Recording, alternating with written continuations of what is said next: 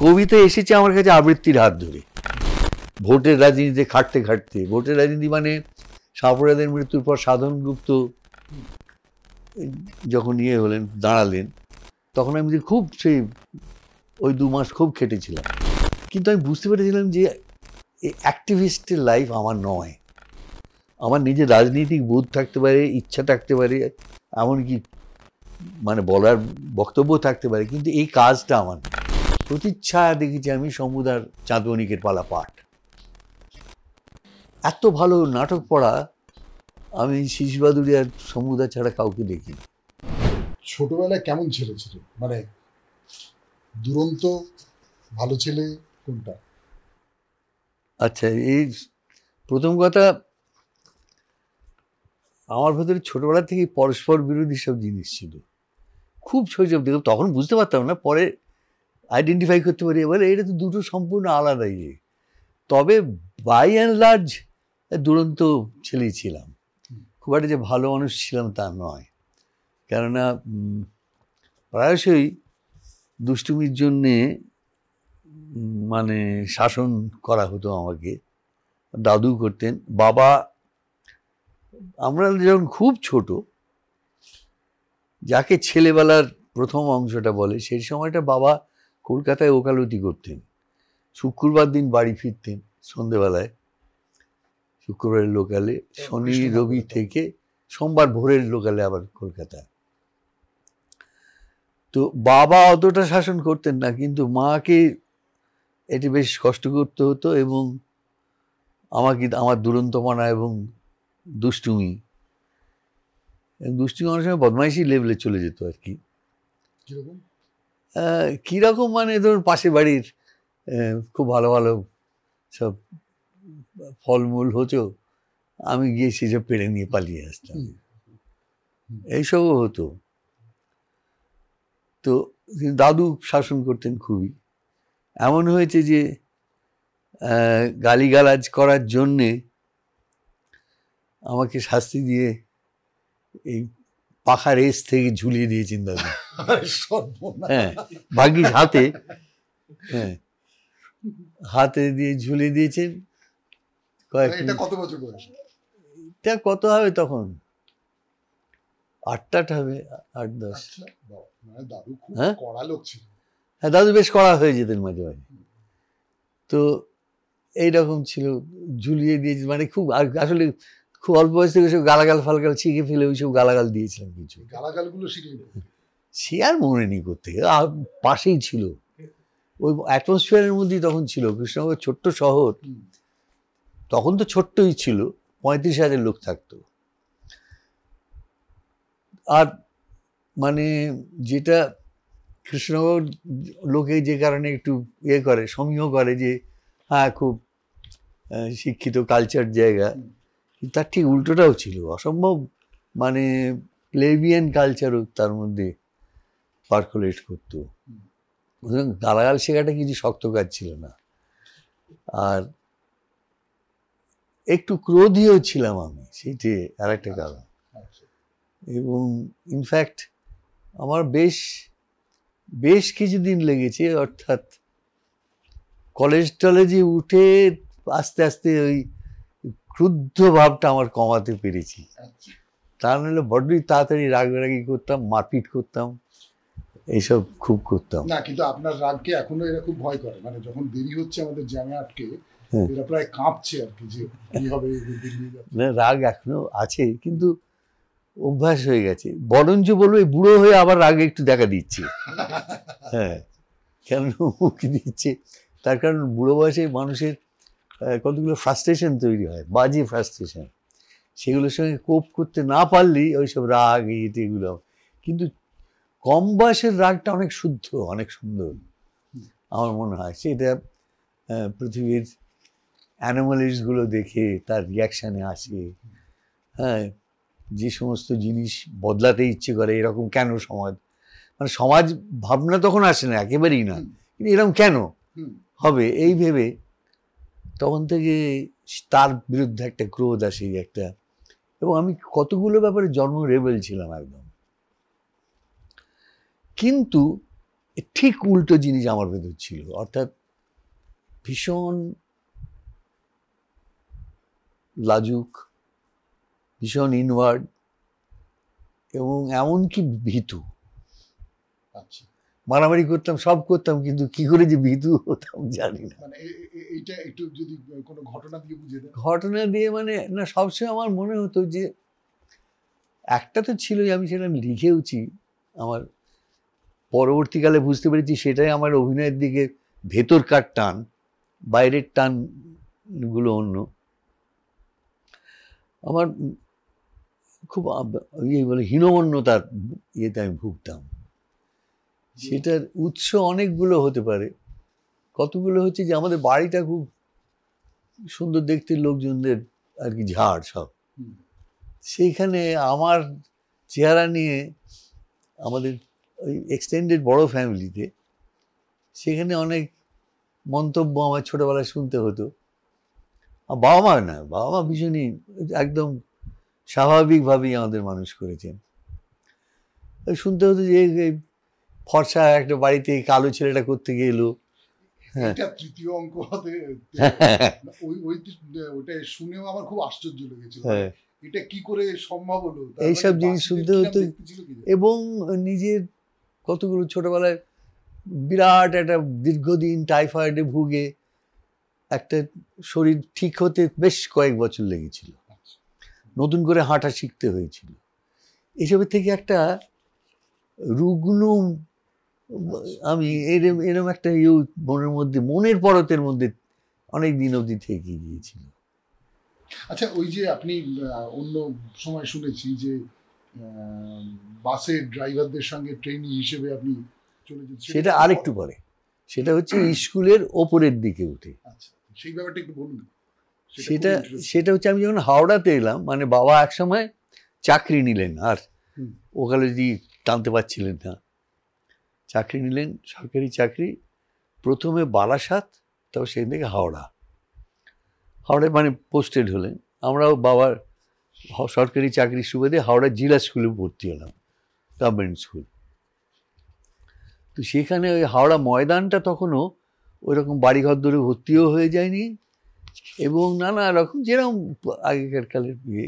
কিন্তু হাওড়া ময়দান মানে অন্তত কলকাতার ময়দানের মতন সবুজও পর্যন্ত ছিল না। হাওড়া ভীষণ ড্রেন টাউন বলতাম আমরা, এত নোংরা ছিল কিন্তু যাক, সেখানে নানা রকম লোক বিকেল সন্ধেবেলায় বসতো, আড্ডা মারত। একজন ছিলেন, তিনি পরবর্তীকালে দেখলাম ফিল্মের ডিরেক্টর হয়েছিলেন, সুনীল বরণ বলে।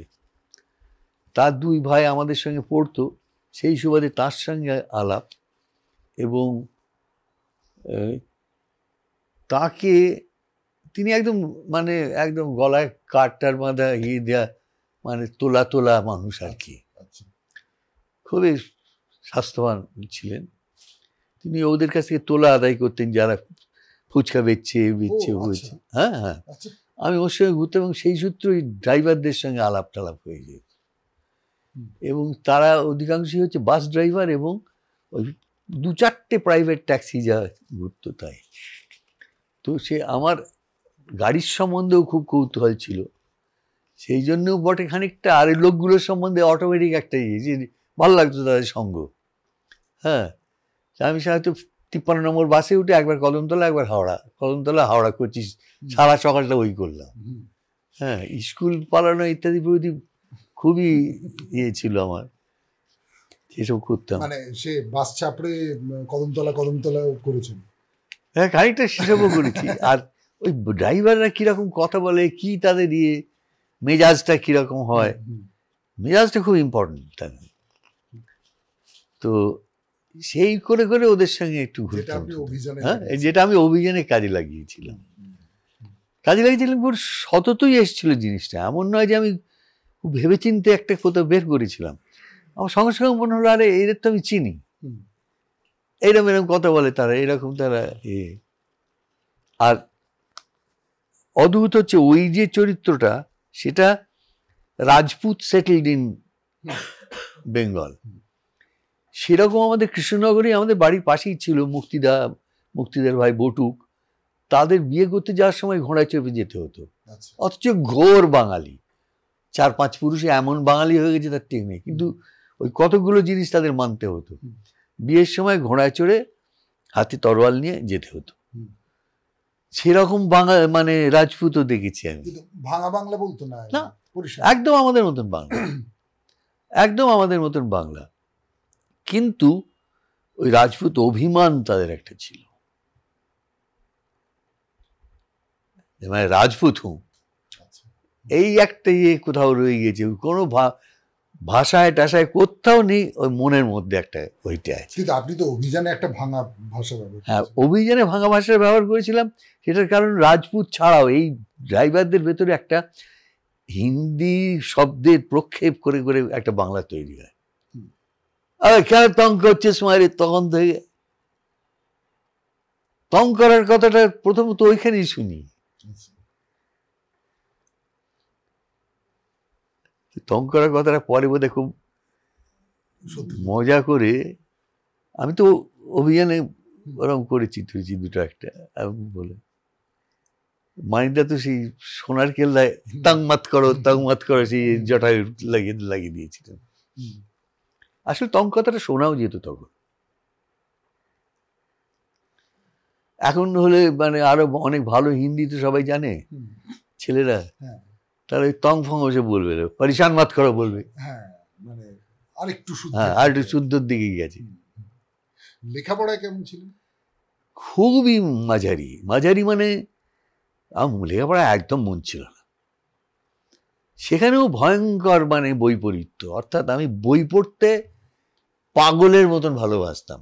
আমি এই যে দুষ্টুমি করতাম, যা করতাম, সেই শৈশব থেকে, যে ছোট বাচ্চা যে দুষ্টুমি করে তখনই থেকেই আমি দুষ্টুমি করলে আমার হাতে একটা বই ধরিয়ে দেওয়া হতো, ইউজুয়ালি তখন ছোটদের মতন ছবির বই বা কিছু, আর ব্যাস আমি সঙ্গে সঙ্গে ওইটার মধ্যে ঢুকে যেতাম। হ্যাঁ, এই বইয়ের ভালোবাসাটা, বই পড়তে ভালোবাসাটা আমাকে বাঁচিয়েছে আমার মানে প্রাতিষ্ঠানিক শিক্ষার প্রতি যে প্রচণ্ড অনীহা, এমনকি সেখানেও ভয়, এই পারফর্ম না করতে পারার ভয়, যে এই বাবারে কি বাড়িতে কি বলবে মারবে ধরবে। আর খুব বেশি মারধর না করলেও ওই যে বাড়িতে বাবা মা বা দাদু কটু কথা বলবেন যে তুই ভালো করতে পারোনি পরীক্ষায়, এটা আমাকে খুব সন্তুষ্ট করতো। কিন্তু আবার কয়েকটা সাবজেক্ট আমার খুব, যেগুলো নিজের ভালো লাগা, আপনি ভালো করতাম, ইতিহাস, ভূগোল। হ্যাঁ, ভূগোলে আমি এমনকি স্কুলের শেষে আর কি ম্যাট্রিকুলেশনেও লেটার পেয়েছি। আচ্ছা। হ্যাঁ, আর ভূগোলের ভালোবাসাটাও বাবার কাছ থেকে এসেছিল। ওই যে অঙ্কের ভয়, আমার সেই সময় একজন অঙ্কের মাস্টারমশাইকে রাখা হলো। তিনি কিন্তু এমনি পুরোনো কালেরই মাস্টারমশাই, একদম টিপিক্যাল, মাধবী রঞ্জন তার নাম, মাধববাবু বলতাম আমরা তাকে। সেদিন অন্য স্কুলের, আমাদের স্কুলের নন। তিনি রাখলেন এবং আমাকে তৈরি করে দিলেন এমনভাবে যে আমি খুব অক্লেশে ম্যাট্রিকুলেশনের 55-60 নম্বর আমি নিজেই বুঝতে পারলাম যে আমি রাইট করেছি, আমি খাতা জমা দিয়ে পালিয়ে গেলাম, আর দরকার নেই, আমি তো পাস করে গিয়েছি। হ্যাঁ, কিন্তু তিনি যখন আমায় ধরেছেন তখন এত মজার মজার সব ঘটনা ঘটেছে। তিনি প্রথমবার যে হাফ ইয়ারলির সময়, তিনি তার আগে অল্প অল্প শিখিয়েছেন, আমি ইয়ে করেছি। বিকেলবেলা এসছেন, দাও কোয়েশ্চেন পেপার দাও, বরিশালের লোক ছিলেন, সেইরকম কথা বলতেন। এইটা প্রথম কোয়েশ্চেনটা, আমি স্যার ওটা তো আমি পারিনি। দ্বিতীয়টা স্যার এই উত্তর হয়েছে, হয় নাই। তারপরেরটা আমি স্যার ওটা তো এই এত বাই এত হবে, হয় নাই। এরকম 3-4টে যতক্ষণ বলেছে ততক্ষণ আমি ডেসপারেট একদম। পঞ্চমটা আমি, এটার এই উত্তর না স্যার, ওইটা তো তুমি করো নাই, বাইরে এসে শুনছো।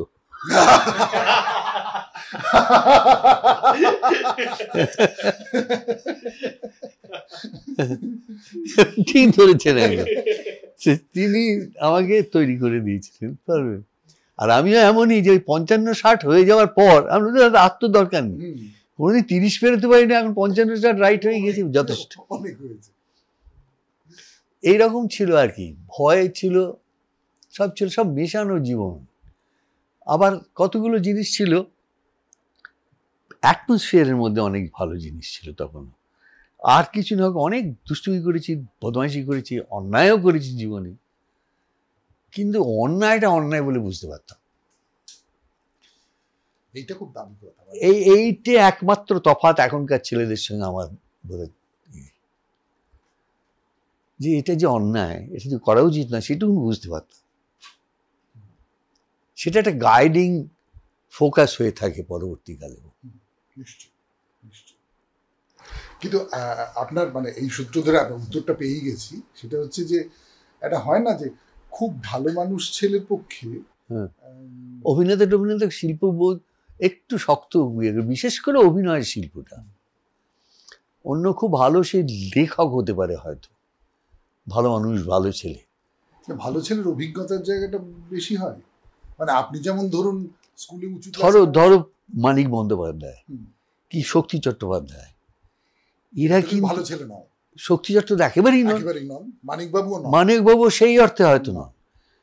শক্তি তো অ্যানার্কিক প্রায়, কিন্তু ওরা যে স্কুল কলেজের পড়াশোনায় খুব ভালো ছিল, সেটা ওদের স্ট্রং পয়েন্ট। কিন্তু না, আমি ভালো ছেলে বলতে রেজাল্ট ভালো বলছি না, হ্যাঁ, না, ভালো মানুষ ছেলে, ভালো মানুষ, যে সংসারে যাকে ভালো বলবে, হ্যাঁ, সেটা একটু অসুবিধাই সৃষ্টি করে আমার মনে হয় ক্রিয়েটিভ কাজে।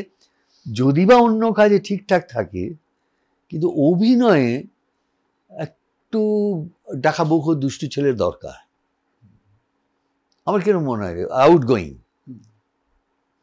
এবং সেখানে যদি তার ভেতরে দুটো ইয়ে থাকে, তার ইনওয়ার্ডনেস আর আউটগোয়িংনেসটা যদি এক জায়গায় মেলাতে পারা যায়, তাহলে তার থেকে ভালো আর কিছু হয় না। অভিনয়ের ক্ষেত্রে তো হ্যাঁ, না, যে কোনো ক্ষেত্রে, মানে অন্য ক্ষেত্রে তো বটে, কিন্তু অভিনয়ের ক্ষেত্রে খুব দরকার সেটা, নাহলে পারবে না। আচ্ছা, আপনার অভিনয় আগে শুরু না লেখালেখি? অভিনয়টা মানে প্রায় কবে থেকে আমি প্রায় মনেই করতে পারি না। অর্থাৎ যে মুহূর্ত থেকে ওই 4-5 বছর বা 6 বছর হয়েছে, স্কুল যাওয়া সবে শুরু হয়েছে, তখন থেকেই অভিনয় মানে আমাদের বাড়িতে খুব, বাবা অভিনয় করতেন, এবং অ্যামেচার, একদম যাকে অ্যামেচার বলা হয়, তখন তার গ্রুপ টুপ এসব নাম ছিল না। কিন্তু বাড়িতে ছেলেমেয়েরা অভিনয় করলে বা অভিনয় করার জন্যে যথেষ্ট উৎসাহ পেত। এটা একটা ভয়ঙ্কর আমাদের বাড়িতে থেকে সাহায্য আমার ছিল। কখনোই বাধা তো দেওয়া হয়নি। মা শাড়ি দিয়ে ওই করছে, একটা বিরাট এইরকম বড় একটা আম কাঠের তক্ত বসছিল আমাদের বাড়িতে, সেটা ভাড়াঘর থেকে বের করে নিয়ে সেটা স্টেজ হতো, এবং বের করে আনা হতো বড় বিছানার চাদর দিয়ে কার্টেন, এবং সেই তখন কি করে যে কার্টেন সরানোর কি ব্যবস্থা হতো সে আর মনে নেই এখন। আর মার শাড়িগুলো ঝুলিয়ে ঝুলিয়ে উইং দুদিকে, এবং বাবা কাকা সব সিগারেট খেতেন, তখন রাংতার ইয়ে থাকতো সিগারেটের মধ্যে, সেই রাংটা কেটে কেটে মা সব রাজার মুকুট টুকুটগুলো করে দিতেন। সুতরাং বাড়ি হ্যাঁ, সেইগুলো মা করে দিতেন, বাবা অনেক সময় সাজিয়ে দিতেন। হ্যাঁ, এইরকম সব থেকে সিগনিফিকেন্টটাই মনে আছে। হইচই হল্লা টল্লা বলে দু একখানা এরকম নাট্য সংকলন পাওয়া যেত, যা ছোটদের উপযোগী। তখন এরকম বেশি ছিলও না, এখন তো অনেক হয়েছে। কিন্তু যেটা করেছিলাম আমার মনে আছে মুকুট। কোন পার্টটা করেছিল? হ্যাঁ, কোন পার্টটা করেছিল সেটাও আমার ভালো করে মনে নেই, সম্ভবত এটাই করেছিলাম, ওই যে দুষ্টু ছেলেটা। আচ্ছা, ইন্দ্রকুমার। হ্যাঁ, আচ্ছা। তো যেটা এইটা মনে আছে যে মুকুট আমাকে ভীষণ ভাবিয়েছিল। অর্থাৎ মুকুট এর আগে যেসব ওইসব নাটক করেছি, নাটক করার মজাটাই ব্যাস, দেয়ার এন্ডস দ্য ম্যাটার, আর কিছু কখনো ভাবায়নি। মুকুটের পর রাত্রিবেলায় ভাবতে লাগলাম, এই যে বীর পুরুষ লিখেছেন, তিনি মুকুট লিখেছেন। আচ্ছা, ওই পদ্যগুলো আমার সব মানে কণ্ঠস্থ ছিল বললে ভুল হয়, মানে আমার মানে মনস্থ হয়ে গিয়েছিল আমার মার জন্যে। ওখানে বলেছি আমি, বোধহয় তৃতীয় অঙ্কতেই বলেছি না অন্য কোথাও, যে মা খুব ভালো গান গাইতে পারতেন না, সেই জন্য একে একে দাদা আমরা যখন হতে লাগলাম এলাম, তখন আমাদের ঘুম পাড়াবার জন্যে মা গান তো করতে পারতেন না, মা ওই কবিতা বলতেন। আর মা স্কুলেও খুব ভালো ছাত্রী ছিলেন, ক্লাস 9 বোধহয় বিয়ে হয়ে গিয়েছিল। হ্যাঁ, কিন্তু তার আগে অবধি ফার্স্ট সেকেন্ডারি বরাবর হয়েছেন, আলমারি ভর্তি প্রাইজের বই। হ্যাঁ, তো সে মা ওইসব রবীন্দ্রনাথের শিশুর সমস্ত কবিতাই প্রায় মুখস্থ বলতে পারতেন, ওই বলে বলে আমাদের ঘুম পাড়াতেন। এইটা হচ্ছে আমার মাই আর্লিয়েস্ট কন্ট্যাক্ট উইথ পোয়েট্রি। এবং এইটে শুধু নয়, এর ঠিক পরে পরেই যখন আরেকটু বড় স্কুল যেতে শুরু করেছি, তখন বাবার আবৃত্তি।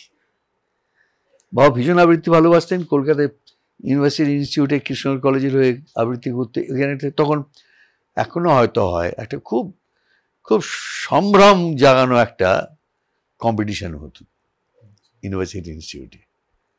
সেইখানে বাবা ওই ফার্স্ট হয়ে মেডেল টেডেল পেয়েছিলেন, সুতরাং সেটারও উৎসাহ বাড়ি থেকে প্রচুর ছিল। দাদু খুব আবৃত্তিতে উৎসাহ দিতেন, কখনো দাদু কখনো বাবা ডেকে ডেকে আমাদের আবৃত্তি করাতেন, শুধরে দিতেন এইসব। এবং সেটা ইংরেজি বাংলা দুই, cannon to right of them, cannon to left of them, volleyed and thundered, সেও কিন্তু বাড়িতেই প্রথম শুরু। তো সেই জিনিসগুলো বাড়িতে একটা উৎসাহর জায়গা ছিল। এবং খুব ছোটবেলার থেকেই ওটাতে মানে উৎসাহ শুধু নয়, তার রেজাল্ট্যান্ট যে প্রশংসা পেতাম, ওটা আমার কাছে ভয়ঙ্কর, মানে আমার মনে হয় আমার জীবন গঠনের দিকে ওইটি ঠেলেছে। সেটা পরে অন্য কারণটা বুঝেছি, তখনই অলরেডি ন্যাচারালি ওটা তো ভীষণ তৃপ্তি দেয় না মানুষকে, আনন্দ দেয়, এবং মানুষ আনন্দই পেতে চায় জীবন থেকে। প্রথম আকাঙ্ক্ষাটা তো আনন্দ। আমার খুব ভালো লাগতো ওইগুলো করতে, সেই জন্য করতাম। তারপরে আরো বুঝেছি যে ওই ভীষণ যে আমার হীনমন্যতা, ওইটা অভিনয় করলে আড়াল হয়ে যেত। অভিনয় করলে আর আমি মোটামুটি ভালো ছিলাম খেলাধুলায়, কিন্তু মোটামুটি ভালো। হ্যাঁ, একটা দুটো তো একটু খুব বেশি ভালো ছিলাম, অত হাই জাম্পে স্কুল লেভেল, তারপরে গিয়ে আর তো পাত্তা পাবো না, এত ভালো নয় যে ব্রিলিয়ান্ট একদম স্পোর্টসম্যান।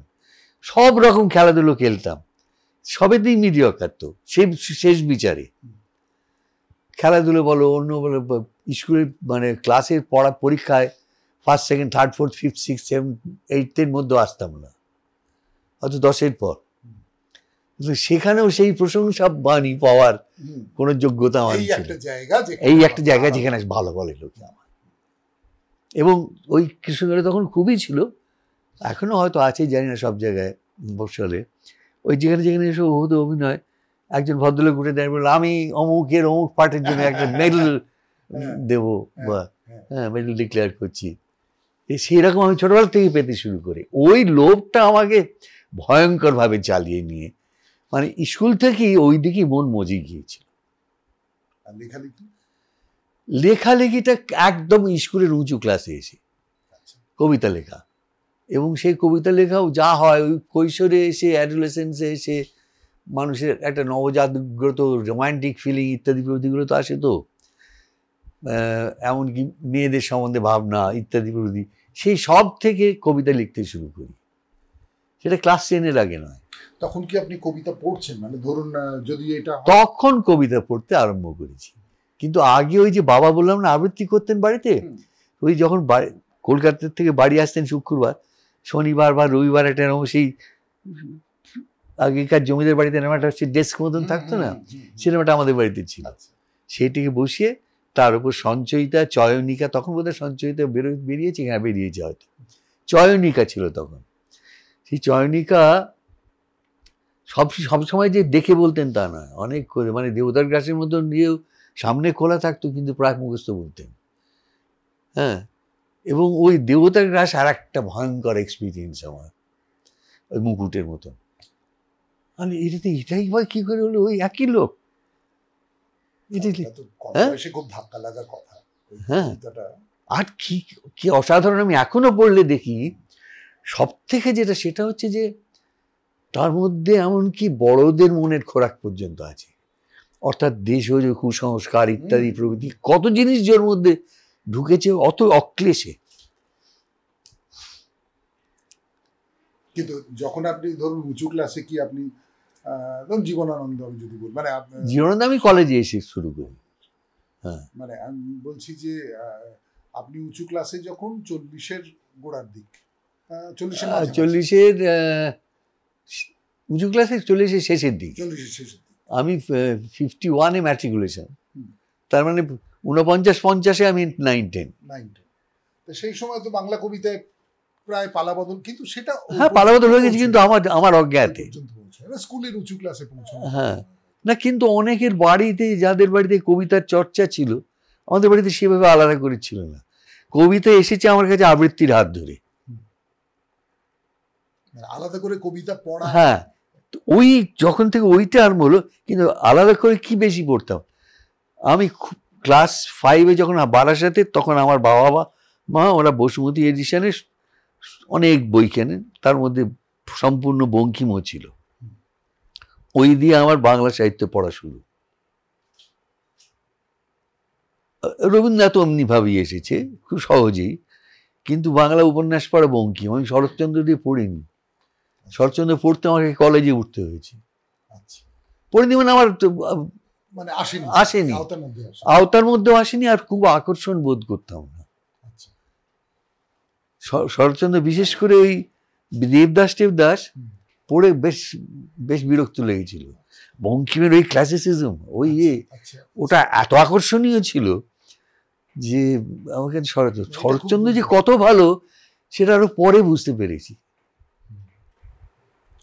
এইটা আপনার স্বভাবের একটা ধরনকে চিনিয়ে দেয়, কিন্তু এটা খুব ইন্টারেস্টিং, যারা ক্লাসিক্যাল ধরনকে পছন্দ করে সেটা ওইটা ভীষণ ছিল আমার। আর সিরিয়াস কবিতা চর্চা সেটা কি কলেজে এসে? সেটা ওই ক্লাস 10 পেরিয়ে কলেজে এলাম, এবং আশেপাশের বন্ধুরা, মানে যারা আমাদের সঙ্গে মোহিত পড়তো, আমার ওপরে সুনীল পড়তো, ওরা দুজনেই আমার থেকে। কলেজ থেকে? হ্যাঁ, সুনীল, হ্যাঁ সিটি কলেজ, কলেজে মোহিত। তাই মোহিত আর সুনীল একসঙ্গে পড়ে, একদম এক ক্লাসে। না, মোহিতদা তো ইংরেজি না, মোহিতদা ও বাংলা। তো মোহিতদা বাংলা। আচ্ছা, সুনীল গাঙ্গুলি বোধহয় সুনীলও বাংলা। ইকোনমিক্স? হ্যাঁ, ইকোনমিক্স নিয়ে পড়েন? ইকোনমিক্সটা তাহলে বোধহয় ইয়ে ছিল, পাশে ছিল। আচ্ছা, আমি ভুল করতে পারি। হ্যাঁ, ও তার মানে আপনি মোহিতদা সুনীল গাঙ্গুলি দুজনে এক ক্লাসে? না, আমি ওদের থেকে এক ক্লাস নিচে পড়তাম। আচ্ছা, আর তখন ওরা যখন সেকেন্ড ইয়ার, আমি তখন ফার্স্ট ইয়ার। নারায়ণ গাঙ্গুলি? হ্যাঁ, নারায়ণবাবু ছিলেন। আচ্ছা, নারায়ণবাবু ছিলেন, আর নারায়ণবাবুর কাছে আমি 6 বছর পড়েছি, অর্থাৎ 4th ইয়ার অবধি, আমার গ্র্যাজুয়েশন অবধি নারায়ণবাবুকে পেয়েছি। আর ঠিক তারপরেই নারায়ণবাবু এলেন ইউনিভার্সিটিতে পড়াতে, তখন আমরা ইউনিভার্সিটি কলেজ অফ আর্টসে ঢুকলাম। না, আমি নারায়ণবাবুর কথা এই কারণে বলছি, আমি শুনেছি পড়াতে গিয়ে অনর্গল দেশি বিদেশি কবিতা বলতেন, অনেক কিছু করতেন। নারায়ণবাবু এমন এক ধরনের অধ্যাপক ছিলেন, খুব ভালো ছাত্র ছিলেন বলেই সেগুলো সম্ভব ছিল। খুব ভালো ছাত্র ছিলেন, ফার্স্ট হয়েছিলেন বোধহয় এমএতে।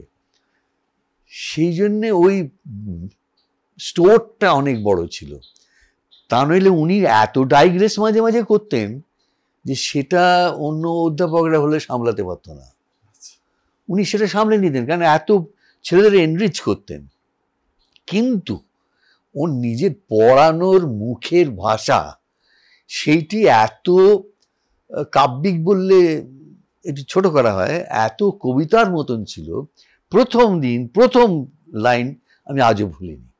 ক্লাসে এসে, আজ তোমাদের আমি কি পড়াতে হবে? ও বঙ্কিমচন্দ্র ওপর লেখা রবীন্দ্রনাথের প্রবন্ধটি, ও প্রথম দিন। তো উনি সেটা পড়াচ্ছেন, এবং সেই সঙ্গে ওটা ছেড়ে দিয়ে মাঝে ওই অ্যানেকডোটটা বললেন যে অক্ষয় দত্তর বাড়িতে বোধ হয় সেই রবীন্দ্রনাথ গিয়েছেন, বঙ্কিম নিমন্ত্রিত হয়েছেন প্রসন্ন ঠাকুরের বাড়িতে। ওকে মালা দিয়েছিল, না না আমার নয়, এই মালা এর প্রাপ্য বলে দিলেন। তারপর একটা কমেন্ট করলেন এইভাবে, ওটা তো প্রভাত সঙ্গীতের জন্য বোধহয় বলেছিলেন, হ্যাঁ সন্ধ্যা সঙ্গীতের জন্য। কিন্তু উনি যেটা বললেন এমনি পড়ানোর ভঙ্গির মধ্যে, এইভাবে শেষ রাতের বাঁকা চাঁদ প্রভাতের রবির গলায় মালা পরিয়ে বিদায় নিল। এরকম করে আবার কোন মাস্টারমশাই পড়ায় নাকি, আমি তো ভাবতেই পারতাম না। এবং উনি একজন অধ্যাপক, আরো 2-4 জনকে পরে পেয়েছি বা দেখেছি, যে সেই বিষয়ের প্রতি ভালোবাসাটা জমে দিতে পারতেন ছাত্রের মধ্যে, যেটা সবচেয়ে জরুরি, যেটা সবচেয়ে জরুরি, যেটা সব থেকে প্রাথমিক। ছবি আঁকাটা কবে? ছবি আঁকাটা ওই ঠিক ক্লাস 10-এ নয়, বা ক্লাস 10-এর একটু পর থেকেই, ফার্স্ট ইয়ার টাস্ট ইয়ারে যখন কলেজে ওঠার পর থেকেই। তার কারণ ছবি আঁকার পেছনে আমি আমার কোনো মানে অ্যাম্বিশন ছিল না। প্রথম কথা হচ্ছে ছবি এঁকে আমি একটা কিছু প্রমাণ করব, লিখে প্রমাণ করার কথা তবু তো ভাবতাম তো যে আমি লিখবো, লিখে লোকে ভালো বলবে, এই বলবে, এগুলো তো ইচ্ছা ছিল। ছবি আঁকাটা একদম আমার খেলা ছিল। আমার 2জন ভাগ্নে, দুজনই আমার থেকে বয়সে বড়, তারা খুব ভালো ছবি টবি আঁকতো। চৈতন্যদেব চট্টোপাধ্যায়ের ছেলে 2জন।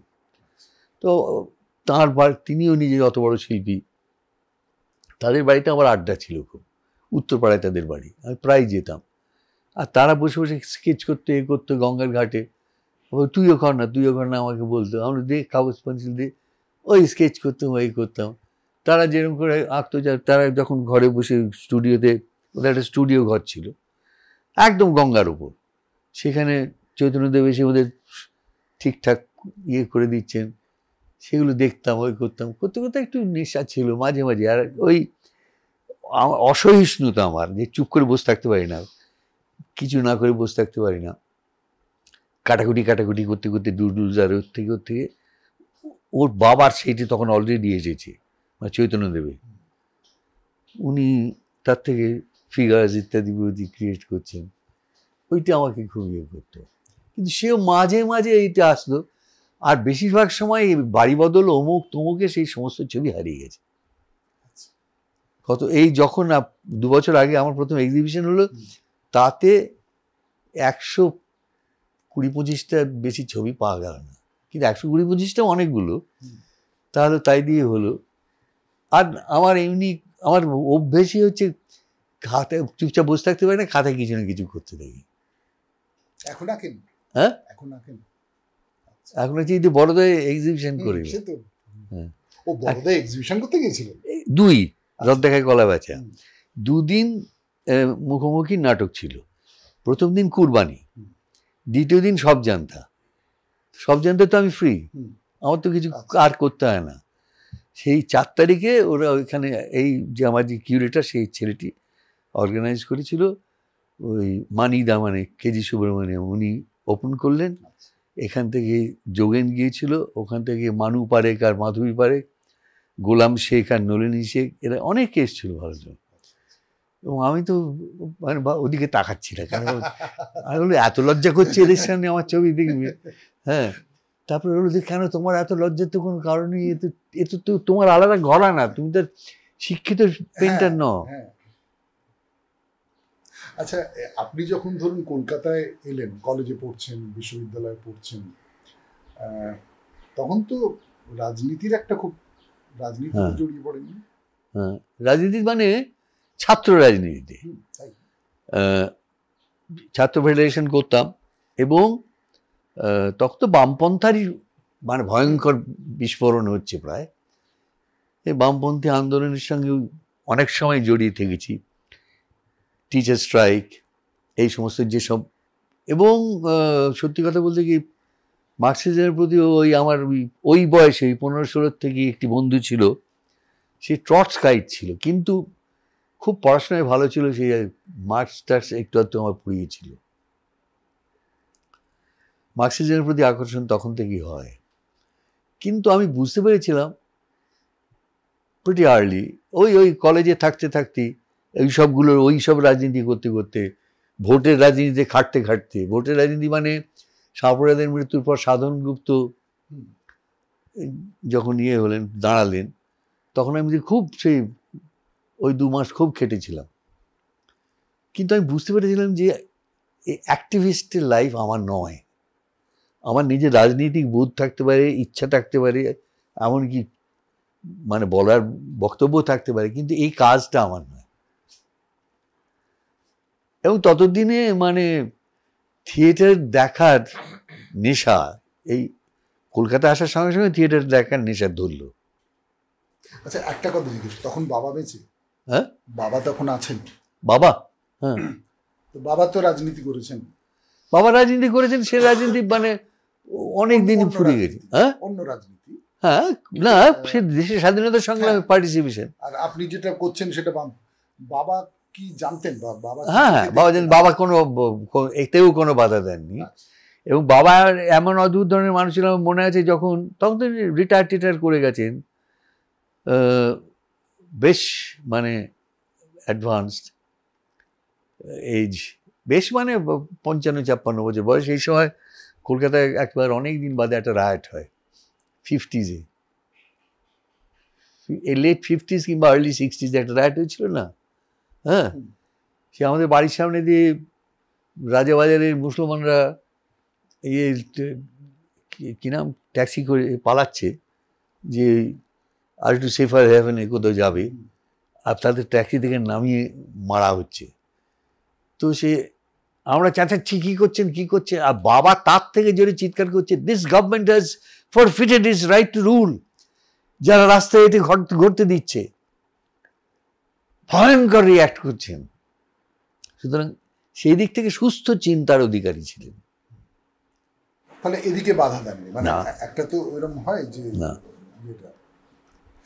এবারে বিশ্ববিদ্যালয়, কিন্তু তার আগে আমি জিজ্ঞেস করি, মানে আমি জাস্ট এইটা নিয়ে আমার খুব কৌতূহল আছে, মানে আপনি একদম শেষ সময় শিশির ভাদুড়ীকে দেখেছেন, শেষ 3 বছর। উনি কেমন করে অভিনয়টা শেখাতেন? কেমন করে অভিনয় শেখাতেন, এর একবার মাত্র তার সুযোগ পেয়েছি ভার্চুয়ালি দেখা, একবার বা তারপরেও একটু সামান্য। ওই একবার একটা নাটকে করি। হ্যাঁ, অন্যদের সঙ্গে রিহার্সাল দিতে দেখেছেন? তো অন্যদের সঙ্গে রিহার্সাল দিতে দেখেছি, যখন গ্রন্থ জগতে বসতেন, সেটার তো খবর নিশ্চয়ই জানো। হ্যাঁ, দেবুদার গ্রন্থ জগতে সেই সময় নাটক পড়তেন, সেটা একটা বিরাট এডুকেশন। মানে যদি বোঝার মতন তোমার আগ্রহ থাকে, কি করে যে চরিত্রগুলোকে জ্যান্ত করে তুলছেন শুধু পড়ার মধ্যে দিয়ে, ওইটেরই প্রায় আমি বলবো যে প্রতিচ্ছায়া দেখেছি আমি সমুদার চাঁদবণিকের পালা পাঠ। এত ভালো নাটক পড়া আমি শিশির ভাদুড়ী আর সমুদা ছাড়া কাউকে দেখিনি। মানে একটা নাটক জ্যান্ত হয়ে উঠছে শুধু পাঠে। তো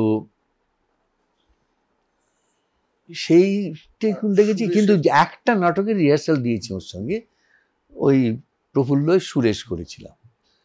সেই সময় দেখ, তখন সে একটা এমন একটা এইটুকুনি ঘর, তাতে অতগুলো লোক বসে আছে, যে শ্যামবাজারের কোনো একটা ক্লাব ওকে সেই ঘরটা দিয়েছে রিহার্সাল করবার জন্য। মানে এই আমাদের দেশেই সম্ভব। সেইখানে যাকে মানে রবি ঠাকুর নাট্যেশ্বর বলছেন, তাকে ওইখানে রিহার্সাল দিতে হচ্ছে, তার দাঁড়িয়েও রিহার্সাল দেওয়ার জায়গা নেই, উনি বসে বসে তাদের বাচিক এটা শুদ্ধ করছেন। এবং সেইখানেই প্রথম আমিও রিহার্সাল দিতে গিয়ে কয়েকটা অভিজ্ঞতা হয়েছিল। যেমন একটা জায়গায় ধমকের একটা জায়গা ছিল, তখন আমার গলা খুব পাতলা ছিল। আমার অভিসংসার দেবী দেবীর সময়কার গলা শুনলে, তুমি রেকর্ডিং শুনলে বুঝতে পারবে, পাতলা ছিল, কিন্তু যেটা রেকর্ডিংয়ে বোঝা যায় না, আমার গলায় জোর ছিল, চেঁচিয়ে অনেক দূর শুনিয়ে দিতে পারতাম। তো সেইখানে কিছুদিন ধমকটা হচ্ছে না, উনি বলছেন শ্বাসটা পুরো তোমার গলার পেছনে নিয়ে এসো, সেই থেকে দাবড়ে ধমকটা দাও, সেই যে সঙ্গে সঙ্গে। তো একবার দুবার না পারার পরে উনি কিছু বলছেন না, করো, চেষ্টা করো, একবার হলো, ঠিক হলো। খানিক মুখের দিকে তাকিয়ে বললেন, You have a powerful voice, but unfortunately you do not know that.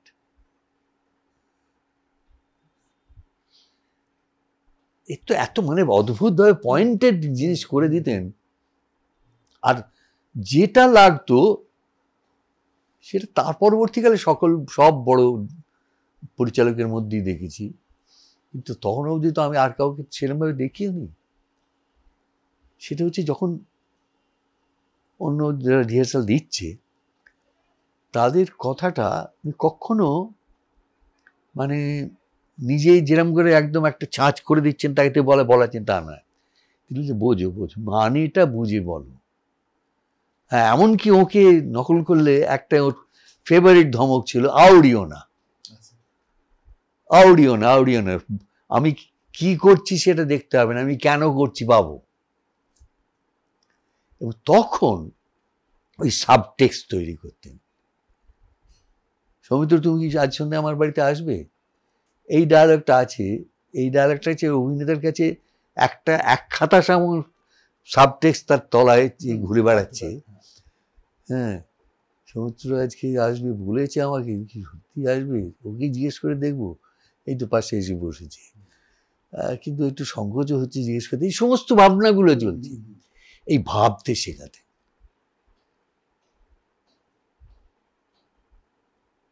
কিন্তু আপনি ওই সুযোগটা পান মানে একটা বড় জায়গায় যখন না, একদম সেটা কি অনিলবাবু পেয়েছেন? কে অনিলবাবু পেয়েছেন কি? অনিলদা? হ্যাঁ, অনিলদা পেয়েছি, অনিলদা তো ওর সঙ্গে থিয়েটারই ছিল, করেছেন, কিন্তু সেটাও তো কোন সময়? ওই শেষের দিকেই, আমার থেকে আগে, আমার থেকে আগে অনিলদা পেয়েছি। তার আগে তো অনুপ টনুপ ওইখানে কাজ করেছি, এবং অনুপের যে ওই অসামান্য দক্ষতা জিনিসটার ওপর, অভিনয় জিনিসটার উপর, সে তো ওইখানেই তৈরি হয়েছে। কিন্তু সেই সঙ্গে সঙ্গে ওর রুচি, ওর প্রকৃতি, ওর সাংস্কৃতিক বোধ সেই জায়গায় যায়নি। এবার বাঁদরামি করেই জীবনটা কাটিয়ে দিল। আমি তোকে বলতাম অনুপকে, হ্যাঁ উনি বাবা, আমি অনুপকে বলতাম, দেখ তুই মঞ্চের ওপর বা ক্যামেরার সামনে যা ইচ্ছে তাই করবার ক্ষমতা ধরিস, কিন্তু সেই যা ইচ্ছে তাই করবার ক্ষমতাটাকে তুই যাচ্ছে তাই করার ক্ষমতায় পর্যবেসিত করেছিস। তুই যা তা করিস, কেন করিস? হ্যাঁ, একদম ডিসিপ্লিন নয়, এবং ওই রুচির অভাব, সাংস্কৃতিক বোধের, কিন্তু সাংস্কৃতিক বোধের ওর এক্সপোজার হয়নি তা তো বলবো না। ও আইপিটিএ থেকে আরম্ভ করে সব জিনিসের সঙ্গে সঙ্গে জড়িয়েছিল। তাছাড়া শুধু যে মন দিয়ে নত হয়ে শিশির বাদুড়ির সংস্পর্শে আসে, তাহলে সমুদ্র কি করে হয়েছে? সমুদ্র শিশির বাদুড়ি গরম করে কি করে বুঝেছেন? ওই যে লেখাগুলো, সে তো ওইখানে পাবলিক থিয়েটার থেকেই বুঝেছেন যে কোনখানটায় পাবলিক থিয়েটারকে পার্কুলেট করে আমি শুধুমাত্র সেই বিরাট প্রতিভাটাকে হজম করবো, এটা তো তার দায়িত্ব। আচ্ছা, ইউনিভার্সিটিতে ধরুন আপনার সঙ্গে আছেন শিশির কুমার দাস, সুধীর চক্রবর্তী, উজ্জ্বল বাবু কি আপনাদের কন্টেম্পোরারি? উজ্জ্বল আমার স্কুল থেকে, উজ্জ্বল আর সুধীর আমার স্কুলের বন্ধু। আচ্ছা, ও কৃষ্ণবাবু, কৃষ্ণবাবুর কানেকশন। মানে এটা তো আমার ধারণা নির্মাল্য ছিল, নির্মাল্য আচার্য, যে পরে ক্ষণ। কিন্তু আমার নিজের মনে হয় যে মানে আমার প্রায় তুলনা করতে ইচ্ছে করে যে সত্যি উনি যে একই সঙ্গে কত কি পান, এবং একবারে ইয়ার্কি মারতে পারেন, অথচ ওই মাপের পড়াশোনা। এদের প্রভাব আপনার উপর আমার ছিল। মানে আমরা সব এগুলো সব হইচই করে তখন কেটেছি, তখন তো ভেবে দেখিনি সবাই। ওই যে সেনেট হলের সিঁড়িতে আড্ডা, ওটা একটা ছিল রেগুলার ইয়ে, এবং ওইখানে আবার শিশির আবার বলতো যে আমাদের যদি কেউ দলের নেতা থাকে তাহলে সেটা সৌমিত্র।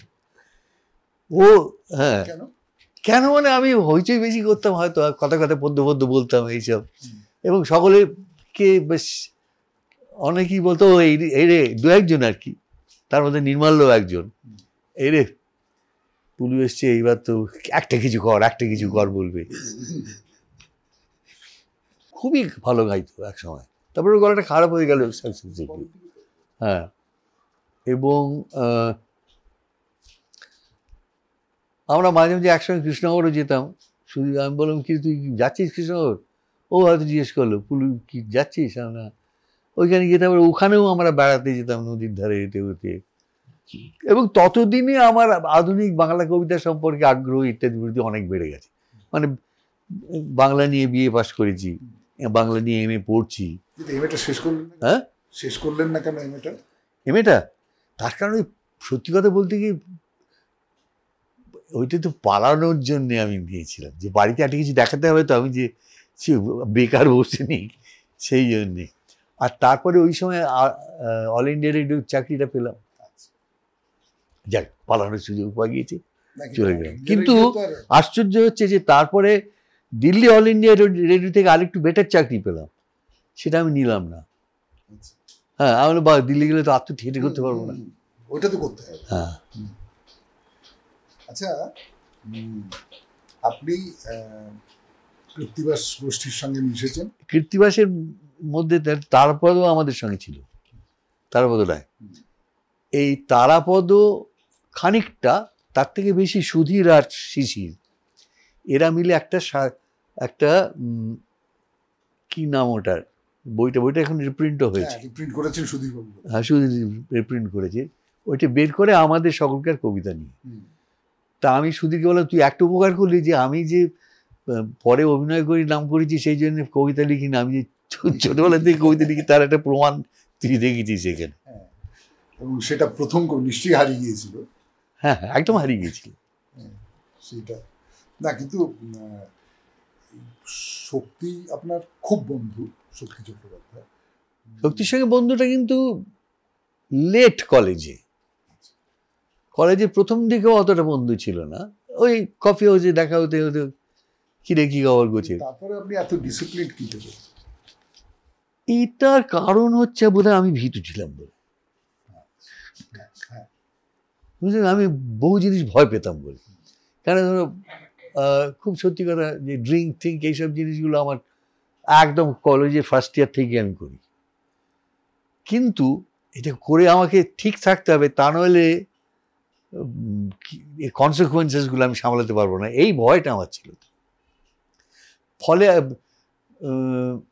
একদম কি বলবো, ম্যান্দা মারা সোশ্যালাইজ ড্রিঙ্কিং আমার না গেলেও একটা কোথাও মাত্রা রেখে নিজের কাজ বাঁচিয়ে, কেন একটা জিনিস ছিল, এটা বললে একটু বেশি বড় কথা বলে শোনাবে, কিন্তু আমার কাছে তো আমার কাজটার থেকে বেশি প্রিয় কিছু ছিল না। আর তখন আপনি কাজের মধ্যে ঢুকে গেছেন না? কিন্তু এরকম তো দেখা গেছে যে যারা এই কাজের ভেতরের মানুষও তো খারাপ হয়ে যায়, পরিমাণে ড্রিঙ্ক করেছেন, নিজেকে নষ্ট করেছেন, সেগুলো তো দেখা গেছে। আপনি মানে আপনার ভেতরে একটা অসম্ভব ইনার ডিসিপ্লিন আছে, যেটা বোঝা যায় আর কি, বোধ হয় সেটা হয়তো আপনার পারিবারিক কাঠামো থেকেই এসেছে খানিকটা। আর তারপরে যেটা ড্রিঙ্ক করে যারা নষ্ট হয়েছে, প্রচুর লোক আমি দেখেছি, বিশেষ করে আমাদের লাইনে সেইটা দেখেছি। সেটা একটা ভয়ের কারণ ছিল, যে ওই প্রেতগুলো চোখের সামনে ঘুরে বেড়াতো। কি দারুণ ট্যালেন্টেড সমস্ত মানুষ, মানে অন্য টেকনিক্যাল লাইনে এতে হতে সব নষ্ট হয়ে গেছে। আর যেটা মনে হতো, যে ব্যক্তি মানুষ হিসেবে আমি বেশিরভাগটা সময় বাড়িতে ড্রিঙ্ক করেছি।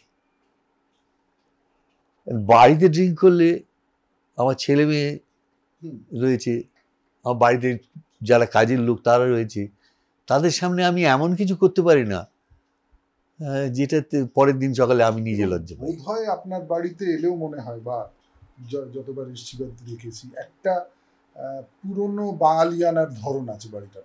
ঠিক ওই রকম করে যে ভেসে গেলেও কেউ কিছু পাত্তাই দিচ্ছে না, সেই রকমটা নয়। একটা বাঙালি বাড়ি, তার যে ধরন মূল্যবোধগুলো সেগুলো। তবে এই যে শক্তির অ্যানার্কি, এরও আবার একটা অন্য সাইড আছে, সেইটা কেউ বলে না। সেটা হচ্ছে, শক্তি মদ্যপান করে হার্ডলি লিখেছে, বেশিটাই হচ্ছে না মদ্যপান করা অবস্থায় লেখা, এবং রোজ সকালে, মানে একদম নিয়ম করে সকালে লেখাগুলো শেষ করতো। তারপরে ওই দুপুরে ওই যে বেরোলো, ওর উড়ুক্কু জীবন শুরু হলো। তারপরে যে মাইনে পেয়ে ট্যাক্সিতে পেলে চলে আসছে, কি একদিনে সব বন্ধু বান্ধবদের মদ খাইয়ে পড়ার টাকাটা উড়িয়ে দিচ্ছে, মীনাক্ষী গিয়ে দাঁড়িয়ে থাকছে ওর কাছ থেকে টাকা কেড়ে নিয়ে বাড়ি আসতে হবে বলে, মানে অসম্ভবই। রাস্তার থেকে একদম নোংরা কাদা ফাদা মেঘে আমার বাড়িতে উঠে গেলো, পা কেটে গেছে, এই কেটেছে, ওই 3 নম্বর লেক টেম্পল রোডের বাড়িতে। সেরকমও জীবন কাটাচ্ছে সে। কিন্তু আশ্চর্য হচ্ছে, পরের দিন সকালে গিয়ে তুমি নিশ্চয়ই দেখবে যে সকালে নিয়ম করে লেখাগুলো লিখছে। অর্থাৎ ওইখানে আবার একটা ডিসিপ্লিন, হ্যাঁ, ও কাউন্টার করার জন্য। তা না হলে হতো না, তা না হলে হতো না। মানে যাদের ওইটা নেই তারা বয়ে গেছে, কিন্তু অধিকাংশ মানে ওর হার্ডলি, আমি বিশেষ শুনিনি যে কখনো মদ্যপান করে করা অবস্থায় লিখেছে। বেশিরভাগই পরের দিন সকালে কফি খেতে খেতে, মানে ইন্দ্রনাথ হারিয়ে গেছে জঙ্গলে, সে পরের দিন সকালে লিখছে। তো ওই অবস্থাটাই না, ওই অবস্থাটায় সে ইন্দ্রর জন্য বাকি বন্ধুরা যেরকম বিচলিত হচ্ছে ও হচ্ছে, পরের দিন সকালবেলায় ওইটা কবিতা হয়ে বেরোচ্ছে। এবং ওই পড়াশোনা ভালো ছিল, বুদ্ধি ওই দিক থেকে ভীষণ শার্প ছিল। এবং আমার জেনারেশনে আমার সত্যি সত্যি শক্তির তুল্য কাউকে লাগে না। এবং আমি যখন নিজে কবিতা লিখতে শুরু করি, খুব খারাপ লিখতাম, মানে খারাপ ইন দি সেন্স যে কাঁচা ছিল, কবিতা পদবাচ্যই হয় না। তো এর মধ্যেও যখন শক্তি আর কফি হাউসে শক্তি বলো, কিরে আছে, ওই আছিটা ছিল সংকেত প্রায়, আমি আছি, দুটো কবিতা শোনালাম। একটা শক্তির লেভেলের আর ওই রকম যার কত জীবনকে কত কি বলেছে, কত মানুষকে, তুমি কিছু জানো না, এটা নয়, ও তো মুখের জবানে লেগে গেল। এত এত ভালোত্ব ছিল ওর মধ্যে, ও জানতো ওটা করলে আমায় ক্রাশ করা হবে। ও বললো, পুলুবাবু বেশিরভাগ সময় বলতো, পুলুবাবু একটু রবীন্দ্রনাথ হয়ে গেল না, অর্থাৎ তুমি ওর থেকে বেরো।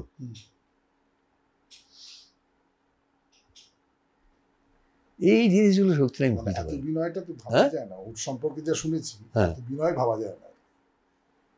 তাহলে ওই একটা জায়গা ছিল না, এটা হচ্ছে ও আমাকে হেল্প করছে, যে ইন্ডিকেট করে দিচ্ছে যে তুমি এখনো রাবীন্দ্রিক হচ্ছে তোমার কবিতা, তুমি আধুনিক বাকভঙ্গিতে পৌঁছচ্ছ না। সিনেমা এলেন কি করে? সিনেমা সাথে সবাই এখন জানে, ওই সত্যজিৎ রায় অপরাজিতর অপু খুঁজছিলেন, অপরাজিতের মানে বড় অপুটা, অ্যাডোলেসেন্ট, যে কলেজ যেতে শুরু করেছে, সেই সময় আমাকে ওর অ্যাসিস্ট্যান্ট নিত্যানন্দ দত্ত, যে পরে বাক্সবদল ছবিটা করে, সে খুঁজে নিয়ে যায় আর কি, ওর কাছে নিয়ে যায়। তো সেখানে খুব লং অ্যান্ড শর্ট, বেশি কথা বলে বাড়িয়ে লাভ নেই, সেটা হচ্ছে যে তখন আমি ওই রোলের জন্য ওর কাছে একটু বেশি গ্রোন আপ বলে বিবেচিত হই, সেজন্য আমি নির্বাচিত হই না। কিন্তু আমাকে দেখে, এটাও অনেক পরে জানতে পেরেছি, যে আমাকে দেখে উনি স্থির করেন যে তাহলে ঠিক আছে, অ্যাডাল্ট অপু করার জন্য একজনকে আমি পেয়েছি। এবং সেটারও হয়তো যে অ্যাডাল্ট অপু করার জন্য তখন যারা নায়ক টায়ক ছিলেন, তাদের কাউকে বোধহয় আমার পছন্দ ছিল না অ্যাডাল্ট অপু করার জন্য। অন্য দিক থেকে অনেকেই অনেক সময় পছন্দ করেছি, কিন্তু অপুর চরিত্রের জন্য পছন্দ ছিল। সেখানে আমাকে দেখে ভেবেছিলেন। একটা কথা জিজ্ঞেস করি, সেটা হচ্ছে যে আপনি তো প্রচুর ছবি করেছেন, তার মধ্যে খুব খারাপ খারাপ ছবি আছে, এবং আপনি যদি নিতান্তই একজন, আচ্ছা ঠিক আছে, মানে লেখাপড়ার দিক থেকে, বোধের দিক থেকে, ওই রকমের দিক থেকে কিছু নন, আপনি জলের মতন যেখানে যায় যে পাত্র জলে, আপনার তো নিজস্ব একটা মতামতের জায়গা রয়েছে, আপনি এগুলো কি করে ম্যানেজ করেন এইসব ছবিগুলো? এটা জানো প্রথম দিকে তো ধাক্কা লাগতো, তারপরে প্রফেশনাল হতে নিজের বোধ বুদ্ধিও বলতো যে হ্যাঁ এখানে তুমি উকিলের মতন হতে হবে, ডাক্তারের মতন হতে হবে, যে তোমায় সব কাজই করতে হবে, তাহলে তোমাকে তো বেরিয়ে যেতে হবে। আর এইটার ব্যাপারে সত্যজিৎ রায় অনেক হেল্প করেছে। আচ্ছা, তাই? কিরকম হেল্প করেছেন মানে যে এমনি নয়, এমনি ঘটনার মধ্যে দিয়ে। অর্থাৎ দ্বিতীয় যে ছবির অফার আমি পাই, ঠিক দ্বিতীয়টা না, দ্বিতীয়টা হচ্ছে ওই শাস্তি বলে দয়া ভাই করেছিল, তৃতীয় যে ছবিটার অফার আমি পাই সেটা হচ্ছে ক্ষুদিত ভাষা। ক্ষুদিত ভাষা তখন ওই রিলিজ হয়ে গেছে অপু সংসার, সেই অপু সংসার দেখে তপনদা আমাকে ডেকে পাঠান। তা আমি ডেকে পাঠালে দেখা করতে গিয়েছি, তারপরে উনি আমাকে অফার দেন যে আমি এরকম ক্ষুদিত ভাষণ করবো, আপনি যদি রাজি থাকেন তাহলে আমরা এই নিয়ে ফার্দার আবার দেখা করবো। আমি ঠিক আছে, আমি ভেবে দেখি। আমি সোজা মানিকের কাছে। হ্যাঁ, আর কি করবো, আমি তো এই বিষয়ে কিছুই জানি না, কিছু লাইনের আমি মানে তপন সিংহ আমায় ডেকেছেন, আমি কি উচ্চ করবো? মায়ের প্রথম শব্দটি বলছেন অবশ্যই, অবশ্যই করবে। তুমি প্রথম কথা প্রফেশনাল, এবং তার মধ্যে তুমি বাজ বিচার করলে তপন সিংহের মতন তো আর ওই লেভেলের ডিরেক্টর তুমি পাবে না। এবং বললেন যে ওসব ছাড়াও তোমার এখন কাজ হচ্ছে যে কাজটা করবে সেটা মন দিয়ে কি করে সব থেকে ভালো করে করতে পারো সেটা চেষ্টা করো। এইসব উপদেশ দিয়েছেন। এরম হয়েছে যে কোনো একজনের ছবি, তাতে একজন খাজা ধরনের সিকোয়েন্স, আমার 3/4 ব্যাক আর হিরোইনের প্রেফারেন্স শট। তো আমার কিছু করার নেই, আমার মুখে কোথায় একটা হাসির রেখা ফুটে উঠেছিল। উনি তখন সব ছবি দেখতেন, সব ছবি দেখতেন বাংলা। ওই হার্টের প্রবলেমের পর থেকে আমার ছবি দেখা কমে গেল। তো উনি দেখেছেন, উনি তারপরে যেদিন দেখা হয়েছে আমার সঙ্গে বলেন তুমি ওই সিনটায় হাসছিলে, এই ধরনের দিয়ে, মানে আমি তখন ওইটাকে ক্রিটিসাইজ করে এক ধমক আমায় বল, না তুমি হাসবে না, তোমাকে তাৎক্ষণিকভাবে ওইটাতে বিশ্বাস করেই কাজটা করতে হবে। তোমার মাথার যে কাজ, সেই কাজ তুমি সবসময় তো পাবে না, কিন্তু তোমার প্র্যাকটিসটা তাহলে কোথায় হবে?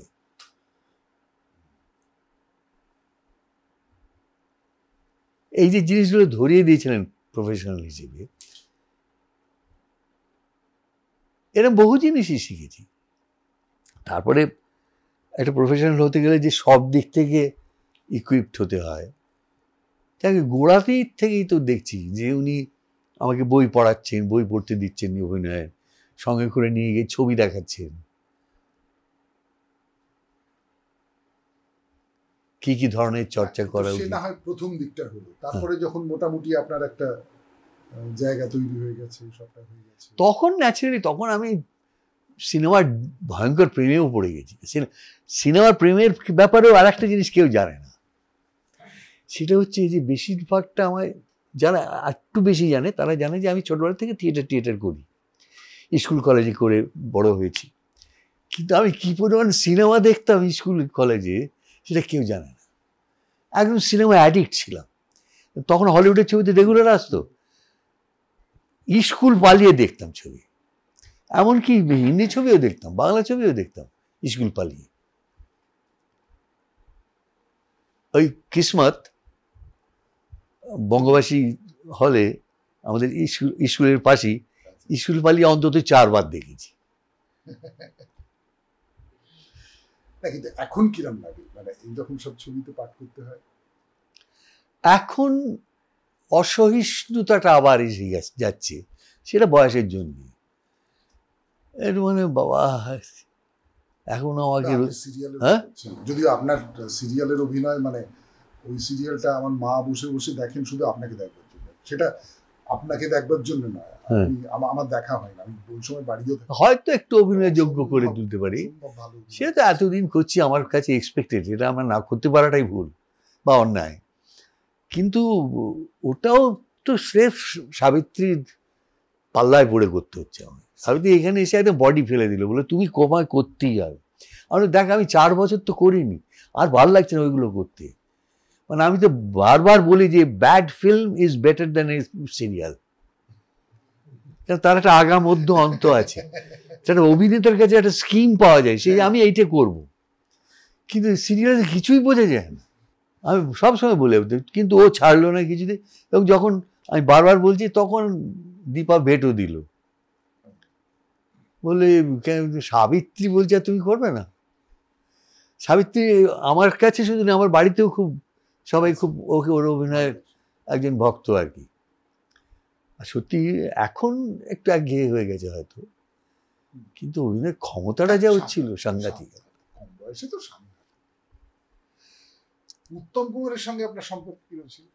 ব্যক্তিগত হিসেবে অসম্ভব ভালো, অসম্ভব, প্রায় পারিবারিক সম্পর্ক। তো ওকে আমি প্রথম এমনি দেখি, ছবিও তো আগের থেকেই দেখছি, কলেজ থেকেই এমনি দেখি, আমার বোনের বিয়েতে বরযাত্রী, আমার ভগ্নিপতির বন্ধু ছিল রঞ্জিত সিনহা, সে ভবানীপুরে খেলতো আর কি ওর সঙ্গে। সেই থেকে তার কয়েকদিনের মধ্যে ওর বাড়িতে যাতায়াত শুরু হলো, ও আমাদের বাড়িতে বেশ কয়েকবার এসছে। তারপরে আমরা নিজেরা সংসার পাতার পরেও হয়তো সন্ধ্যেবেলা এসে বলে, এই ফুলু চা খাওয়া, বলে দীপা কি খাওয়াবে বলো। হ্যাঁ, এবং শুধু তাই নয়, ওরকম একটা ব্যাপারও ছিল আর কি, বেশ একটা পারিবারিক গোছে সম্পর্ক। আমার একটা গল্প খুব মনে আছে, সেটা যদি আপনি বলেন। সেটা হচ্ছে পয়লা বৈশাখ, আপনি তখন শিল্পী সংঘ আর হ্যাঁ ভাগ হয়েছে, খুব পরস্পরের মধ্যে যথেষ্ট টান পড়েন, ওইটা আমার দারুণ লাগে। ওই মন্টুদা ছিল তখন, তো মন্টুদা একটা অনুষ্ঠান করতো পয়লা বৈশাখ, সেখানে আমি গিয়েছি। আমার আগেই উত্তমদাও এসেছে, ভানুদা এসেছে, এটা সবাই এসে গেছে, ওরা বসে রয়েছে। তা আমি ওই সিনিয়রদের তখনকার প্রথা অনুযায়ী, হ্যাঁ এখনও এটা করি, পায়ে হাত দিয়ে প্রণাম করেছি, উত্তমদাকে পায়ে হাত দিয়েছি, ও হাত দুটো ধরে বলছি শুভ নববর্ষ। উত্তমদা রেগে গেল, একদম মুখটা লাল হয়ে গেল, অত্যন্ত অফেন্ডেড হয়ে আমার মুখে দিকে তাকিয়ে বলে, বড় ভাই পায়ে হাত দিয়ে প্রণাম করতে পারিস না? দাদা দাদা ব্যাপার। I immediately realised my mistake. আমি একদম পা চেপে ধরলাম, আমি অন্যায় করেছি, ক্ষমা করো। এটাও কোনো ছেলে বলতে পারবে না। আমি কিন্তু ইমিডিয়েটলি আমি পা চেপে ধরে বললাম, আমি অন্যায় করেছি, ক্ষমা করো। কিন্তু আপনারা দুজনে তো, মানে বাইরের লোকের কাছে আপনারা দুজনে তো, হ্যাঁ, আমাদের ভেতরে যথেষ্ট কম্পিটিশনের মধ্যে ছিল। কম্পিটিটিভ তো হবে, এই লাইনে কম্পিটিশন যেটা থাকে নাকি, দুজন মানে ভয়ঙ্কর পপুলার, মানে ওর মতন পপুলারিটি আমার না থাকলেও যথেষ্ট পপুলারিটি ছিল, সেরকম দুজন লোকের ভেতরে কম্পিটিটিভ স্পিরিট থাকবে না, এটা তো ভালো না, সৌমিত্র ভালো, তাই নিয়ে তো, হ্যাঁ তাই নিয়ে তো মন মানিস বেঙ্গল তো। কিন্তু আমাদের ওইটা মিটিগেটেড হয়ে যেত, ওই কম্পিটিটিভ রাইভালরির থেকে, যে বাজে জিনিস যেগুলো হয়, সেটা হয়নি। তার কারণে ব্যক্তিগত সম্পর্ক, আর ব্যক্তিগত সম্পর্ক এমনই মিষ্টি ছিল। কোনো একটা ছবিতে পাঠ করছি, ও এই ফ্লোরে, আমি এই ফ্লোরে, এমনিতে তো গেলেই আমি ওর ফ্লোরে গিয়ে দেখা করতাম বা ইয়ে করতাম, এবং পেছনে লাগতাম, তো আমার মানে বের করে দিত। সেই এই মিষ্টত্বটা কেউ কল্পনাই করতে পারে না। আমি গিয়ে নানারকম দুষ্টুমি করছি, এইসব খারাপ কথা বলছি, এইসব বলছি, তো বলে এই পুলেটাকে বের করে দাও, মানে পুলও নয়, পুলে, এই পুলেটাকে বের করে দাও, নইলে আমি শর্ট দিতে পারবো না। হ্যাঁ, অসম্ভব বিয়ে করতে সেই দিক থেকে। তো ওই রকম ইয়েতে বিকেলবেলায় ওর মেকআপ, ওর প্যাক আপ হয়ে গেছে, ও আমার কাছে এসছে, তুই সন্ধ্যেবেলায় ফ্রি আছিস? আমাদের একটা আগের দিন ছিল ঝিন্দের বন্দির সময়, সন্ধ্যের পর আমরা দুজনে মিলে মানে ইয়ে করতে যেতাম, ড্রিঙ্ক করতে যেতাম। তো ওইখানে বাইরে, হ্যাঁ না না কলকাতাতেই, তখন এত জায়গাও ছিল, বাড়ির মধ্যে, হ্যাঁ বাড়ির ইয়েতে বা কোনো একটা জায়গায় হয়তো গেলাম স্পেন্সারে বা এতে এরকম। তুই সন্ধ্যাবেলায় কি ফ্রি আছিস? আমার না তো, আমার একটা নিমন্ত্রণ আছে, সেখানে যেতে হবে। বলে ওহো আমার একটু দরকার ছিল। আমি কী গো? তখন জার্মান ভদ্রমহিলা সে আমার সঙ্গে দেখা করতে আসবে, তো তুই থাকলে ভালো হতো, একটু কথাটা তো বলতে পারতিস। আমি বললাম যে আমার তো আজকে যেতে পারছি না দাদা। ঠিক আছে দেখি আমি চলে যাবো। হ্যাঁ মানে এটার মজাটা এইটা যে জার্মান ভদ্রমহিলাকে ফেস করবার জন্য যাকে ডাকা হচ্ছে তাকে ডাকার কথা না, অন্য কাউকে নিয়ে বসিয়ে দেওয়াটাই, মানে তাকে উত্তম ডাকছে সৌমিত্র চট্টোপাধ্যায়, সেইটা একটা না। আমি কম বয়সে একটা বদমাইশি করেছিলাম সেইটা। এবং এই যে ব্যক্তিগত সম্পর্কটা কিরম বলছি, ওই যখন দুজনে মিলে এখানে ওখানে ড্রিঙ্ক করতে যেতাম ইয়েতে গ্রাইন্ডে বা এতে, সেইখানে গ্রেট ইস্টার্নে একদিন গিয়েছি, তখন আমার ছোট্ট একটা মরিস মাইনার গাড়ি, আর ওর গাড়ি তো ড্রাইভার বরাবরই থাকে, ও চালাতো না নিজে। তো আমরা খেয়ে দুজনে just slightly tight, nothing drunk করে এনিথিং, নিচে নেমেছি। তো এসে বললো তুই কী করে যাবি? আমি কেন গাড়ি? ও না তুই চালাতে পারবি না। আমি কী আজে বাজে বকছো, চালাতে পারবো না কেন? বল না না তুই অনেকটা খেয়েছিস, তুই আমার গাড়িতে ওঠ, আমি তোকে নামিয়ে দিয়ে যাবো। আমরা একদম এইসব ঝামেলা করো না, আমি কাল সকালে কী করে স্টুডিও যাবো কী করে? বলো সকালে এসে তুই এখান থেকে যাওয়ার পথে নিয়ে যাস গাড়ি। আমি অসম্ভব, আমার ও হবে না, তুমি ওঠো গাড়িতে ওঠো। গাড়িতে উঠলাম, উঠে আমি বউবাজার স্ট্রিট ধরেছি, আমি তখন মির্জাপুর স্ট্রিটে থাকি। বউবাজার স্ট্রিট ধরেছি, লালবাজারের কাছে আমি ইয়েতে দেখি রিয়ার ভিউতে যে ও গাড়ি নিয়ে পেছন ফলো করছে। আমি গাড়ি থামালাম, আমি নেমে গেলাম। আমি কী হচ্ছে দেখি, তুই জানা তখন আর কি একটু দাদা ভাব ধমক, জানা এগোনো, ঠিক আছে যা। আমি বাড়ি অব্দি এলাম, এসে নেমে হলাম, এবার স্যাটিসফাইড যে আমি ঠিক মতো গাড়ি চালিয়ে এসেছি কি না। তখন সেই যে একটুখানি টারা, সামান্য একটা লক্ষ্মী টারা মাঝে মাঝে হতো না, সে একটা চিন্তা তো হয়, যা কাল দেখা হবে, চলে যাবে। হ্যাঁ এই জিনিসগুলো তো নো ওয়ান নোজ যে আমার সঙ্গে ওর কি সম্পর্ক। আচ্ছা এই যে এখন নাটক শেখাবার বা অভিনয় শেখাবার অনেকগুলো জায়গা হয়েছে, আপনি নিজেও দু একটা জায়গায় নেহেরুতে করলেন বা করছেন আমি জানি না, এগুলো মানে কি, মানে খুব মেথডিক্যাল হচ্ছে বলে আমার মনে হচ্ছে না, আর এত কম সময়ে একটা ধারণা দেওয়া যেতে পারে ম্যাক্সিমাম, কিন্তু শিক্ষার পথে এগিয়ে দেওয়া, তার বেশি শিক্ষায় হয় না। শিক্ষার পথে এগিয়ে দিতে গেলেও আরো বেশি সময় লাগে, আর বিশেষ করে সিনেমা অভিনয়গুলো শেখাতে গেলে আরো একটু যন্ত্রপাতি লাগে, অর্থাৎ একটু শুট করতে হয়, ওদের দিয়ে শুট করাতে হয়, তাহলে কোনোদিনই ক্যামেরার বোধগুলো আসবে না। না ফিল্ম অ্যাক্টিং শেখাতে গেলে তো এগুলো করতে, হ্যাঁ সেটা মানে আপনি যে নেহেরুতে করলেন ওইগুলো কিছু, এই যেগুলোতে করি না নেহেরু চিলড্রেন্স মিউজিয়ামে করলেন না, ওটাতে একটা ভালো, ওখানকার ছেলেগুলো ভালো, আসলে ছেলে মেয়েগুলো কিন্তু বুদ্ধিমান ওখানকার। আর এইখানে মাঝে মাঝে এই অনুমিতার স্কুলে ওই যে কলকাতার টিভিএন দিয়ে যেটা নাম KFTI, সেটাতে এত বোকা বোকা ছেলে মেয়ে মাঝে মাঝে এসে উপস্থিত হয়।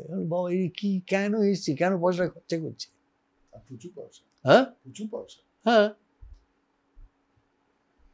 দু একটা ছেলে মাঝে মাঝে ভালো বেরোয়, কিন্তু কারণ জানো ওইখানটায় কেন বলতে বলতে স্টকটা বেটার, কিন্তু অন্তত 7-8টা ছেলে মেয়ে আছে যাদের দিয়ে তুমি একটা ছোট্ট রেপার্টরি তৈরি করতে পারো, 8-10টা এক একটা ব্যাচের মধ্যে যদি এতটা থাকে তাহলে তো খুবই ভালো। না ওরা মানে দুটো জায়গায় যারা আসে তাদের মনোভাবটা আলাদা, এটা তো একটা আকর্ষণ বোধহয় ছিল ওই রমা ডেডিকেশনের ফলে ওই ওদের দিয়ে করাবে, ওদের দিয়ে নাটক করাবে। ওর নাটকটাকে তুমি একটু অতিনাটকীয় বা যাই বলে সমালোচনা করো না কেন, এটা ওই ছেলে মেয়েগুলোকে তো সমৃদ্ধ করছে, তো এগিয়ে দিচ্ছে। তো যদি পুনর্জন্ম থাকে আবার সৌমিত্র চট্টোপাধ্যায় হতে চাইবেন? দেখো, এটাও এই প্রশ্নটা দুটো উত্তর আছে আমার। একটা হচ্ছে খুব প্র্যাকটিক্যাল উত্তর, সেটা হচ্ছে আমি তো আমার জীবনটা ছাড়া নিজেকে আর কোথাও দেখিনি আর কোনোভাবে, সুতরাং আমি এইসবই করব।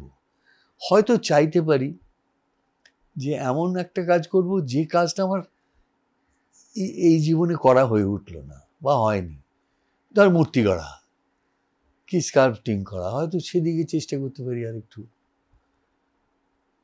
এইটা হচ্ছে একটা ইয়ে।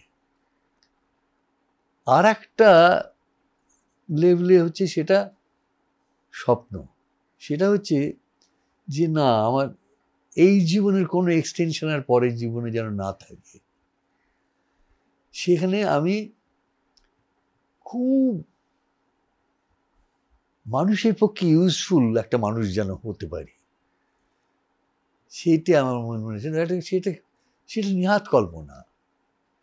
সেটা আমি বলিও দু এক সময় বলেছি যে আমি যদি অ্যালবার্ট সোয়াইৎজারের মতন লেপার কলোনিতে গিয়ে মানুষের প্রত্যক্ষ সেবা করতে পারতাম, আমি মনে করতাম আমার জীবনটা সার্থক হলো, ঠিক হলো জীবনে বাঁচাটা বা জন্মানোটা। সেরকম একটা কল্পনার মধ্যে করে, সেটা তো সম্ভব নয়, সেটা হয়ও না। এই সময়টাকে কিরকম লাগে এই বয়সে এসে? এই সময়টা 2013, 14, 15, 16, দেখো, কলকাতায় আমরা বোধহয় সবটা বুঝতে পারছি না। আমার যা মাঝে মধ্যে দু একবার মফস্বল টফস্বলে যাওয়া হয়, গ্লিমসেস পাই, সেখানে বুঝছি যে একটা অদ্ভুত সময় চলেছে। এই সময়টার গোলমালগুলোর উৎসগুলো কিন্তু পুরনো সময় থেকেই, কিন্তু সেটাকে একটা হঠাৎ এমন একটা চূড়ান্ত জায়গায় নিয়ে যাওয়া হচ্ছে, যেটা খুব মুশকিল। এখন বাইরের দিক থেকে এটা ঠিক ধরা যায় না। যারা ওখানে বাস করছেন, যাদের কি সুবিধা অসুবিধাগুলো হচ্ছে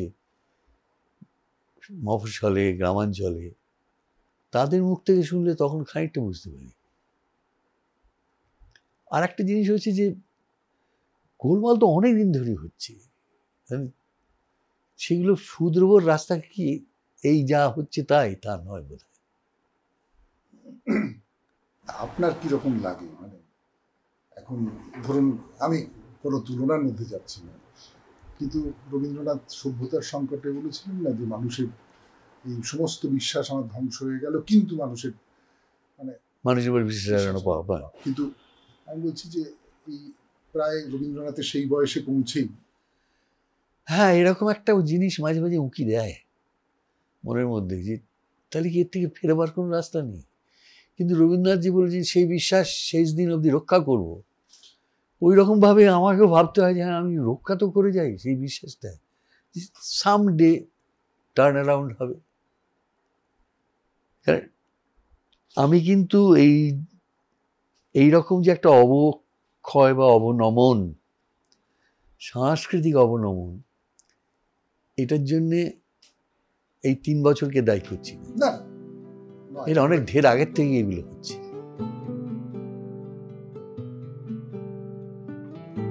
ফলো করুন inscript.me।